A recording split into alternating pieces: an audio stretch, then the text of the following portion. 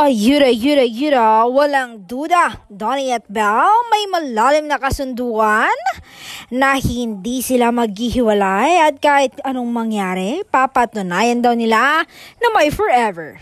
Mina-manifest daw nilang sila ang magkakatuluyan. Oh my, tila may blessings na ang kanilang pamilya.